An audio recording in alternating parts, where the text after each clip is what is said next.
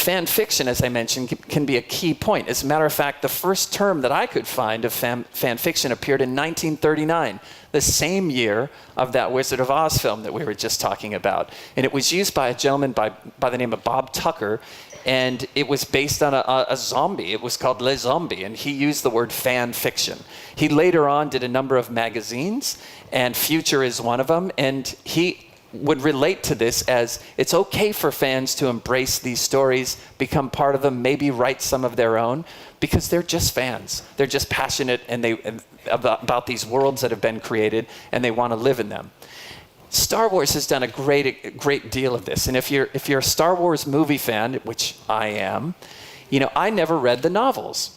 But there's over 381 books. That was listed on Quora.com, so you can check me on that fact. But over 381 books have kept this universe alive. And so when J.J. Abrams and the studio came back to look at what are the next series of stories and how are we going to expand this universe, a lot of work had already been done by all the great writing by these authors. And then, of course, fan fiction takes over as well.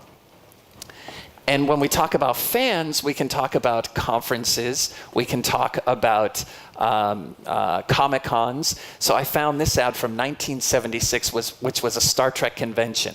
And at the time, you might have been considered a nerd or a geek if you went to any of these. I went to one, of course, when I was about 13 by myself, because my friends didn't want to go. But the fun part is that fans were still living this series. I think by then the series had been canceled, I believe. But fans were still living it and keeping it alive. And of course, then more movies came out. The TV series was reborn in a number of different ways, and they're still making movies today. So part of keeping these alive are the fans. And it's interesting to note that people like Sir Arthur Conan Doyle, after writing so much Sherlock Holmes, wanted to give up the character. And yet he was pulled back, he said, by the fans. That's important to note because these characters live probably not only for us as fans in these books, but also for the authors. And I know that J.K. Rowling has mentioned that in some of her publications, that these people are almost real to her. And so that's pretty fascinating because they're certainly real to us as fans. So much so that now Star Wars attends these big Comic-Cons and has these massive announcements. So this is one of the more recent ones. It looks like Harrison Ford is still alive. Han Solo is still alive at this conference.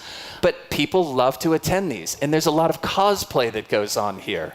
And that's characters dressing up. Now, these fans now dress up like Halloween and can go to these Comic-Cons and these fan conferences all year long. They can enjoy these experiences all year long, not only on Halloween or a dress-up day. And that's an interesting mindset of play, because that didn't occur 15 years ago, 20 years ago. You might only go to one Star Wars conference or one Star Trek convention. Now people can do this on an ongoing basis.